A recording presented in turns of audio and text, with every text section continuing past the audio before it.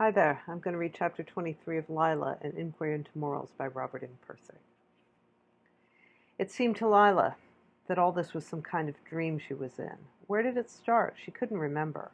Her mind always went faster and faster like this when she got scared. Why did he have to take the pills out of her purse? The pills could have made it not so scary. He must have thought those pills were dope or something. That's why he took them. She could tell when she needed them by how scary everything got. Now she needed them bad. She should have got her suitcase this afternoon, like she was going to. Then she wouldn't have to go back to the boat like this. Now it was dark. That damn waiter. He could have given her some money to help her out. Then she could have taken a cab. Now she didn't have anything. He was acting like she had lied to him, but she hadn't lied. And he knew she hadn't lied. He could tell, but that didn't matter. He had to make it look like she had done something wrong, even when he knew she hadn't done anything wrong. It was so cold now. The wind went right through the sweater. The streets were so dirty here. Everything is dirty here. Everything was worn out and cold. It was starting to rain. She didn't even know if this was the right way. It seemed like she must be getting closer to the river. When she looked down a street, she could see a highway where cars were going fast, but the park wasn't where it was supposed to be. Maybe her directions got twisted and she was walking the wrong way. She remembered when she and the captain had walked from the boat, there was a park. Maybe she could just take a taxi and not pay. She saw one coming with its light off. She thought about waving to it, but she didn't do it. In the old days, she would have done it and spit in his face when he tried to collect, but she was so tired now. She didn't want to fight. Maybe she should ask somebody for some money. No, that wouldn't work. They wouldn't give it. Not here. It was dangerous going up to people in the city without any reason. They could do anything. She could go to the cops or go to a shelter somewhere. But they'd find out about her. In this town, once they know you've got a record, you don't want to see them again. She didn't want to walk along the river to get to the boat. She didn't think she'd like it down there. She'd just stay up until she saw where the marina might be. Then she'd cross down. That man who looked at her through the restaurant window, that was bad. 10 or 15 years ago, he would have been in that door so fast they couldn't stop him. Now he just walked away. She remembered what Allie used to say, "You never change, honey, but they do."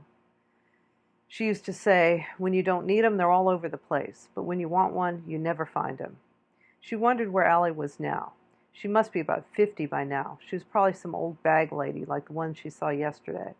That's what Lila was going to be, a bag lady, sitting on a grate somewhere trying to keep warm with all those old clothes on.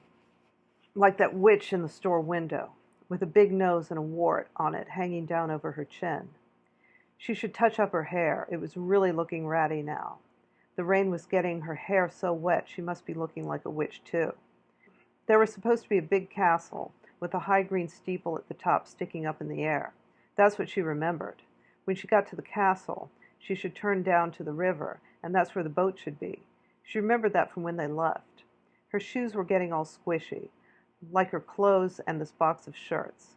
Maybe she should just stop walking and wait for the rain to stop. But then she wouldn't get to the castle. Until she got to the castle, there was nowhere to stop. Why didn't she ever learn not to get mad at people? You always think someone's going to come along and save you, but this time it was too late. Some nice man's going to come along and save you, like the captain there. You always think that, don't you? But they're all gone now. Lila. The captain was the last one. There won't be any more, Lila. He was the last one. That's what the one in the window was telling her. These shirts she bought for the captain were getting all wet. He wouldn't even pay her for them now. Maybe if she could stand in a doorway or something until the rain stopped, she could keep the shirts dry. She should have kept the bag they were in. That would have kept them dry. Then she could take the shirts back to the store and she could get some money for the taxi. But she needed a taxi to get back to the store. Besides, the store was closed by this time. The receipt was in the billfold. Maybe they would remember her. No, they wouldn't. Maybe there'll be some money in the boat. She could just go in and look through all the drawers and places like that. But then she remembered she couldn't get in the boat. She didn't have the combination. She'd just have to wait until the captain came to let her in. But then, if he was there, She couldn't look through all the drawers. Maybe he'd give her some money then. No, he was really mad. He wouldn't give her anything. Maybe she would walk all night and not find the river. Probably she'd pass the castle. She'd walk and never find it. She couldn't even ask where the boat was. She didn't remember the name of the place the boat was at. She just thought it was in this direction. Maybe she would never find it, and she would just walk and walk, on and on. Then the captain would go and sail away, and she would never see him again. With all her things. He was going to take her suitcase. All her things. Everything she owned was in there. She didn't see any sign of the river. She should ask someone where the boat place on the river is, but she didn't know what to ask for. The buildings changed slowly as she walked. She didn't know any of them. Someone was coming on a bicycle. He went right by. It was getting quieter and quieter here now. It looked like a better neighborhood, but you never know. This is where they come. She must have gone too far. She didn't remember this neighborhood. She should have stayed close to the river. Soon she'd be up in Harlem somewhere, and she didn't want to be there, not at night. Some of the windows had iron on them and barbed wire underneath. There wasn't any castle. The castle would be skinny with a green-pointed top that looked like a spaceship, but there wasn't any. Why did she have to go and call the captain names and get him mad like that? Now she didn't know what she was going to do. If she'd just been mealy-mouthed with him instead of telling him off, she'd be on her way to Florida now. She shouldn't have tried to get him to take Jamie along. She could see how he got uptight the moment she said it. She should have kept her mouth shut. She shouldn't have argued with him. If you don't sneak around and say mealy-mouthed things, they'll get you for that. They'll make you pay. They've all got to show you how big and strong they are. If you ever dare breathe that you don't think they're as big and strong as they pretend, they hate you. They can't take that. That's what they've got to have. Jamie made him look weak. That's what he didn't like. All she wanted to do was show the captain what she was like, really. He wanted to know all about her, he said. He wanted to see what she really was like. So she tried to show him and see what happened. Jamie saw what he was like, too. He saw it right away. You mustn't ever tell their secret about how weak they are. They think you don't see. If you tell them, they get mad, and then they really hate you. Then they call you names. That's what they did in Rochester. But she was telling them the truth. That's why they said she was sick. They don't want to hear the truth. If you tell them, they'll try to do things to you. Her feet were hurting bad. She should take her shoes off and walk barefoot, even if it was cold. It would feel good to walk barefoot. She would walk for a while more. Then if she didn't see the river, she might maybe take them off. Maybe she would take everything off. She remembered when she walked home and it started to rain. It was her new dress. She tried to stand under trees and she felt terrible. She knew she would catch it at home, and she did. Her clothes were so soaked it was like she had been swimming in them. The shoes made squeeze sounds when she walked. And she sat down by a gutter with her new dress and cried and just let the water pour all around her. Then she felt better. Maybe she should sit down now. No, not here, not yet. She put one hand against a signpost and took off one shoe and then the other. That felt better. It felt good to walk in her bare feet. She'd like to take everything off, just take everything off. Then somebody would stop and help her. It's the clothes that make them think you're not really there. If she took off all her clothes, then they'd see she was really there. You'll never find happiness this way, Lila. Her mother's face always came back at times like this. Her little pin eyes. Her mother was always right. There were only two things that made her happy: being right and thinking about how much better she was than everybody else. If you did something good, she didn't say anything. But if you did something bad, she told you about it over and over again. But you're not doing anything wrong, you know. You're not hurting anybody, and you're not stealing anything, you know. And still people just hate you for it. If you really love people, they'll kill you for it. You have to hate them and then pretend you love them. Then they respect you. But what's the purpose of living if all you can do is hate people and have them hate you? She was so sick and tired of this world where everybody is supposed to hate everybody else. How could they keep going day after day with all this hate? It never stopped. See, now she was getting into it too. Now they had her going too. That's how it works. Now they got her into it, and she couldn't get out. She kept trying to get out, but she couldn't get out. There's nothing left. They took it all away. They just want to dirty you. That's what they want to do, just dirty you so you'll be like them, shooting their filth into you, and then say, "Look, Lila, you're a whore. You're a slut." They just hate it when people make love. And then they'll go to a fist fight where somebody's really hurt and all covered with blood, and they'll just love that. Or a war and stuff like that. They're all mixed up, and they're trying to take it out on you, so you get mixed up too. They want to mix you up just like they are. And then you'll be all mixed up too. And then they'll like you. They'll say, "Lila, you're really good." They're the ones who are really crazy. They don't know you, Lila. Nobody knows you. They'll never know you. But boy, oh boy, do you ever know them. They're always so calm afterwards. That's when they start thinking about how to leave you. The minute before they come, you're the queen of the world. But the minute after, you're just garbage. Like the captain there. Now he had had his fun. Now he just wanted her to go. Now he's going to take his boat and his money and everything down to Florida and leave her here. There was no one else on the street here, but she had a feeling somebody was watching her. It seemed that if she turned her head suddenly, she'd see somebody right behind her. The dark buildings looked like some place she had never seen before. Some bad movie where people get killed. What did she need to be scared of? There was nothing to be afraid of. At least she wasn't going to get robbed. All they'd get were these shirts. That would be a laugh. Here, she'd say, have some shirts. They wouldn't know what to do. She looked back suddenly to see what was following. There was nothing. Most of the windows were dark. In just a few was some light behind some shades. There was an orange round little light in one window. It looked like a face. Somebody had put a jack-o'-lantern in the window, like the witch in the store window.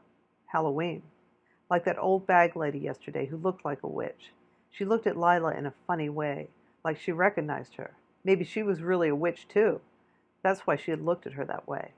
She didn't want to be a witch. When she was little, she wanted to wear the pirate costume, but Em got to wear it instead. Lila had to wear the witch's costume. That's what the old bag lady looked like the mask she wore on that witch's costume when she was little. She didn't want to wear it, but her mother made her. Her mother's face came back. "Lila, why can't you be more like Emmeline?"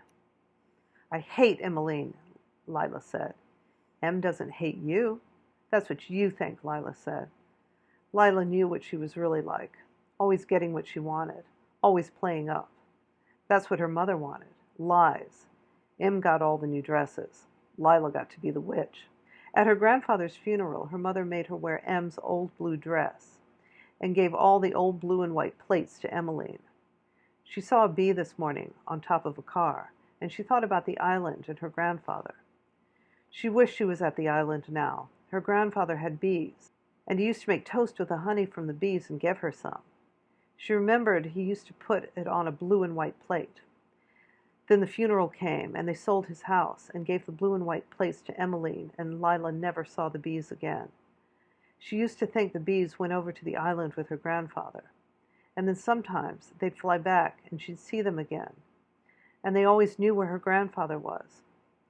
That's what she thought about this morning when she saw the bee on the car. "I told you you'll never find happiness this way, Lila," her mother had said. Her face had that little smile she always got when she made somebody feel bad. "I'm tired of hearing that, Mother," Lila answered. "What happiness did you find? Little pin eyes, eyes, eyes." Her mother thought Lila was going to hell because she was bad, but the island, when you went there, it didn't matter whether you were bad. You just went there. It was in the picture on her grandfather's wall. The wind came around the corner and blew through her sweater and blew something into her eyes like sand or dirt, or something she couldn't see. She had to stop and stand close to a brick wall and blink to get it out. There, around the corner of the building, she saw it. It was following her. She concentrated on it and concentrated some more with all her might. She really was a witch, because slowly the face started to appear. She could make things come to her. But now she could see it wasn't a man at all that was following her. It was just a dog. As soon as the dog saw that she saw it, it disappeared back behind the building. She concentrated some more. After a while, slowly, it started to come again. She didn't move, but held her eyes on it, and then slowly, step by step, it came toward her. By the time it was halfway across the street, she saw who it was. It was Lucky, after all these years. "Oh, Lucky, you've come back," she said. "You're all whole again." She started to walk toward him. She wanted to reach down and pet him, but Lucky backed away. "Don't you know me, Lucky?" Lila asked. "You're all whole again. Don't you remember me?" It didn't show where he got hit by the car. "How did you get back from the island, Lucky? Did you swim? Where is the island, Lucky? We must be getting close to it now. You show me the way." But as soon as Lila walked toward him, Lucky walked ahead of her, and she followed him, and she saw that his feet hardly touched the ground, as though he didn't have any weight at all. From the dark, far down the street came a truck, without any headlights on. It hardly made any sound either. Scary. When the truck got near the street light and she could see who it was, her heart jumped. Now she was really scared. He was here. He'd found her. The last time she saw that truck was when they towed it to the junkyard, all smashed up, just like him. The blood was all over the door of the truck, from where his head hung over it. In the morgue, she never looked at him. They couldn't make her look at him. Here he came now, in his pickup truck, right down the street there, and he's going to open the door and say, "Get in." Then he'll know what to do. He'll find that goddamn bastard friend of Jamie's that took her money, and he'll make him give it back. Then he'll smash him to pieces with one hand. He knew how to do that. He was always smashing up somebody. The son of a bitch. She shouldn't talk about somebody like that when they're dead. As soon as she said it, the truck steered to hit Lucky, but Lucky stepped out of the way. The truck went right by, and she saw it was who she thought it was. He looked at her like she was somebody he didn't want to have anything to do with. But he knew who she was, and she knew who he was, and then he sped up, and the truck was gone. She remembered the blood. Everybody acted like they were so sorry for her. All the hypocrites said, "Oh, Lila, we're so sorry." But they were just hypocrites. They hated him just as much as she did. The bastard. You shouldn't say that about dead people, but it's what he was. She said it to him when he was alive. No reason to change now. It was the truth. When she got around the corner, there it was, the castle. Lucky found it, but it was off where she didn't think it would be. But she saw she could turn here, and then down there was the park, and the cement place, and she thought that the boats were there too. What a good dog. He was always so good. Someone must have sent him from the island to show her the way. Now she could go to the boat and wait for the captain, and he would take her down the river to the island. She didn't remember the cement place very well. It was scary. It looked like something where the lions come out at you. And there were steps going out from the other side, and you didn't know who might be there waiting. She walked slowly, step by step. She didn't hear anything, but she was afraid. She took another step closer. There was nothing else she could do. She had to go past it. She held her breath and looked around the corner. There was the marina, and all the water of the river. It was all here. Oh, it felt so good to be back again. She could hear the boat ropes going bing, bing, bing in the wind. At the gate for the marinas was a black man who said something to her, but she couldn't understand what he was saying. He kept waving his hands and pointing to her, but he didn't touch her when she walked past him to the boat. She walked down the dock, and there was the boat. Lucky had found the way. Where was Lucky? She looked for him, and she didn't see him. She called, but he didn't come. She looked into the river to see if he had started to swim back to the island, but all she could see was lights far away, all blurred by the rain. After she stepped over the railing onto the boat, she sat down in the cockpit.